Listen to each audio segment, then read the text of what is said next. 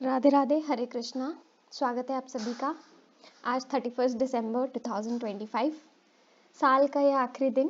कुछ क्षण लूँगी आप लोगों के और एक छोटा सा मैसेज देना चाहूँगी कि हमने इस साल एक बहुत ही अच्छी पहल की है कि हमें अपने आप को उस परम तत्व के पास ले जाने की और ईश्वर को जानने की कोशिश कर रहे हैं।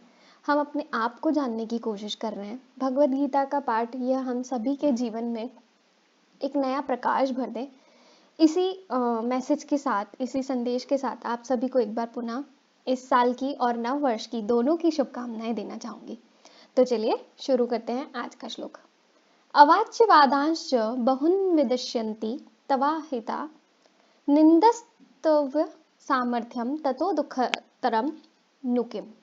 व्याख्या। अहित नाम शत्रु का है, अहित करने वाले का है।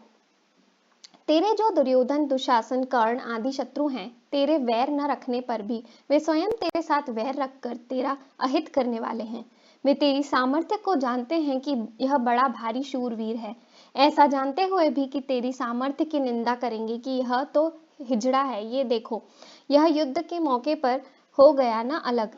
क्या यह हमारे सामने टिक सकता है? क्या यह हमारे साथ युद्ध कर सकता है? इस प्रकार तुझे दुखी करने के लिए, तेरे भीतर जलन पैदा करने के लिए न जाने कितने कहने लायक वचन कहेंगे।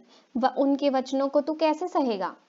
इससे बढ़कर अत्यंत भयंकर दुख क्या होगा? क्योंकि यह देखा जाता है कि जैसे मनुष्य तुच्छ आदमियों के द्वारा तिरस्कृत होने पर अपना तिरस्कार सह नहीं सकता और अपनी योग्यता से, अपनी शूरवीरता से अधिक काम करके मिट जाता है, ऐसे ही जब शत्रुओं के द्वारा तेरा सर्वथा अनुचित तिरस्कार हो जाएगा, तब उसको तू सह नहीं सकेगा और तेजी में आकर युद्ध के लिए कूद पड़ेगा।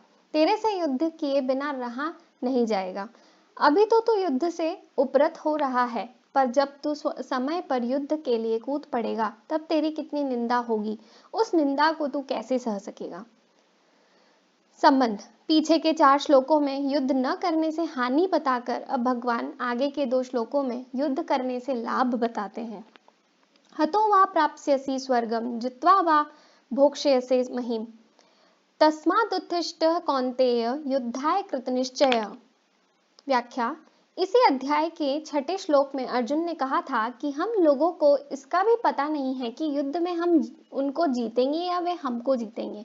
अर्जुन के इस संदेह को लेकर भगवान यहाँ स्पष्ट करते हैं कि अगर युद्ध में तुम कर्ण आदि के द्वारा मारे भी जाओगे तो भी तुम्हें स्वर्ग प्राप्त होगा, और अगर युद्ध में तुम्हारी जीत हो जाएगी तो तुम यहाँ पृथ्वी का राज्य भोगोगे।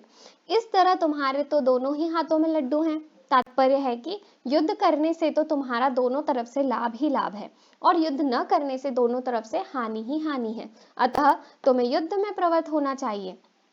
यहाँ कौन्तेय संबोधन देने का तात्पर्य है कि जब मैं संधि का प्रस्ताव लेकर कौरवों के पास गया था, तब माता कुंती ने तुम्हारे लिए यही संदेश भेजा था कि तुम युद्ध करो। अतः तुम्हें युद्ध से निवृत्त नहीं होना चाहिए, प्रत्युत युद्ध का निश्चय करके खड़े हो जाना चाहिए। अर्जुन का युद्ध न करने का निश्चय था और भगवान ने इसी अध्याय के 3रे श्लोक में युद्ध करने की आज्ञा दे दी। इससे अर्जुन के मन में संदेह हुआ कि युद्ध करना ठीक है या न करना ठीक है। अतः यहाँ भगवान उस संदेह को दूर करने के लिए कहते हैं कि तुम युद्ध करने का एक निश्चय कर लो, उसमें संदेह मत रखो। यहाँ भगवान का तात्पर्य ऐसा मालूम देता है कि मनुष्य को किसी भी हालत में प्राप्त कर्तव्य का त्याग नहीं करना चाहिए, प्रत्युत उत्साह और तत्परता पूर्वक अपने कर्तव्य का पालन करना चाहिए। कर्तव्य का पालन करने में ही मनुष्य की मनुष्यता है। परिशिष्ट भाव। धर्म का पालन करने से लोक परलोक दोनों सुधर जाते हैं। तात्पर्य है कि कर्तव्य का पालन और अकर्तव्य का त्याग करने से लोक की सिद्धि हो जाती है और परलोक की भी। सुख दुखे समे कृत्वा लाभा लाभो जया जयो ततो युद्धाय युज्यस्व नैवं पापमवाप्स्यसि। ये वाला श्लोक हम सभी ने बहुत बार सुना है, तो चलिए इसकी व्याख्या सुनते हैं। व्याख्या। अर्जुन को यह शंका थी कि युद्ध में कुटुंबियों को मारने से हमारे को पाप लग जाएगा, पर भगवान यहाँ कहते हैं कि पाप का हेतु युद्ध नहीं है, प्रत्युत अपनी कामना है। अतः कामना का त्याग करके तू युद्ध के लिए खड़ा हो जाओ। युद्ध में सबसे पहले जय और पराजय होती है। जय पराजय का परिणाम होता है लाभ और हानि, तथा लाभ हानि का परिणाम होता है सुख और दुख। जय पराजय में और लाभ हानि में सुखी दुखी होना तेरा उद्देश्य नहीं है। तेरा उद्देश्य तो इन तीनों में सम होकर अपने कर्तव्य का पालन करना है।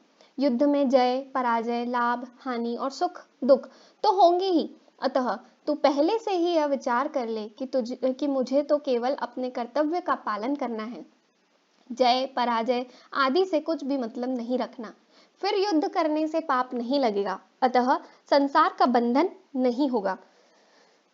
सकाम और निष्काम दोनों ही भावों से अपने कर्तव्य कर्म का पालन करना आवश्यक है। जिसका सकाम भाव है उसको तो कर्तव्य कर्म के करने में आलस्य प्रमाद बिल्कुल नहीं करना चाहिए, प्रत्युत तत्परता से अपने कर्तव्य का पालन करना चाहिए। जिसका निष्काम भाव है, जो अपना कल्याण चाहता है, उसको भी तत्परता पूर्वक अपने कर्तव्य का पालन करना चाहिए। सुख आता हुआ अच्छा लगता है और जाता हुआ बुरा लगता है, तथा दुख आता हुआ बुरा लगता है और जाता हुआ अच्छा लगता है। अतः इनमें कौन अच्छा है कौन बुरा है, अर्थात दोनों ही समान है, बराबर हैं। इस प्रकार सुख दुख में सम बुद्धि रखते हुए तुझे अपने कर्तव्य का पालन करना चाहिए। तेरे किसी भी कर्म में सुख के लोभ से प्रवृत्ति न हो और दुख के भय से निवृत्ति न हो। कर्मों में तेरी प्रवृत्ति और निवृत्ति शास्त्र के अनुसार ही हो। गीता 16वें अध्याय का 24वां श्लोक। यहाँ पाप शब्द पाप और पुण्य दोनों का वाचक है, जिसका फल है स्वर्ग और नरक की प्राप्ति रूप बंधन, जिससे मनुष्य अपने कल्याण से वंचित रह जाता है और बार बार जन्मता मरता रहता है। भगवान कहते हैं कि हे अर्जुन, समता में स्थित होकर युद्ध रूपी कर्म कर्तव्य करने से तुझे पाप और पुण्य दोनों ही नहीं बांधेंगे। प्रकरण संबंधी विशेष बात।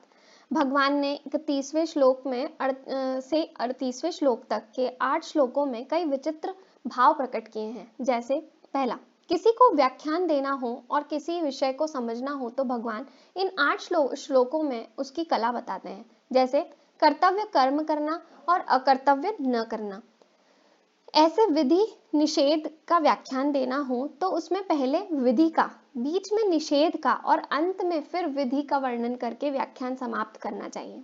भगवान ने भी यहाँ पहले 31वें 20वें से 20वें श्लोक में कर्तव्य कर्म करने से लाभ का वर्णन किया, फिर बीच में 33वें से 36वें तक 4 श्लोकों में कर्तव्य कर्म न करने से हानि का वर्णन किया और अंत में 37वें से 38वें 2 श्लोकों में कर्तव्य कर्म करने से लाभ वर्णन करके कर्तव्य कर्म करने की आज्ञा दी। दूसरा, पहले अध्याय में अर्जुन ने अपनी दृष्टि से जो दलीलें दी थी उसका भगवान इन 8 श्लोकों में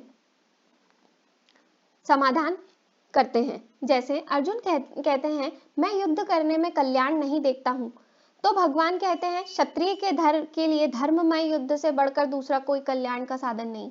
अर्जुन कहते हैं युद्ध करके हम सुखी कैसे होंगे, तो भगवान कहते हैं जिन क्षत्रियों को ऐसा युद्ध मिल जाता है वे ही क्षत्रिय सुखी होते हैं।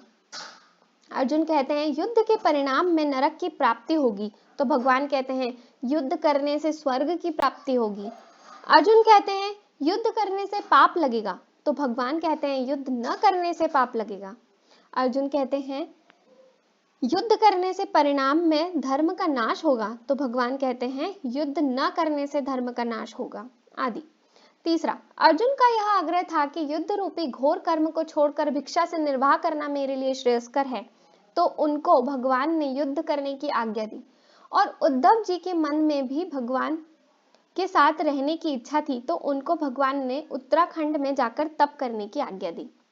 इसका तात्पर्य यह हुआ कि अपने मन का आग्रह छोड़े बिना कल्याण नहीं होता। वह आग्रह चाहे किसी रीति का हो, पर वह उद्धार नहीं होता। भगवान ने इस अध्याय के दूसरे तीसरे श्लोकों में जो बातें संक्षेप से कही थी उन्हीं को यहाँ विस्तार से कहा है। जैसे वहां अनार्य जुष्टम कहा, तो यहाँ धर्मयाद्धि युद्धाश्चेन्द्रियोनंतम कहा। वहां अस्वर्गमय कहा, तो यहाँ स्वर्ग द्वार पाववृतम कहा। वहां अकीर्तितम करम कहा, तो यहाँ अकीर्तिम चापि भूतानि कथिष्यन्ति तेव्ययाम कहा। वहां युद्ध के लिए आज्ञा दी तो यहाँ वही आज्ञा देते हैं। परिशिष्ट भाव।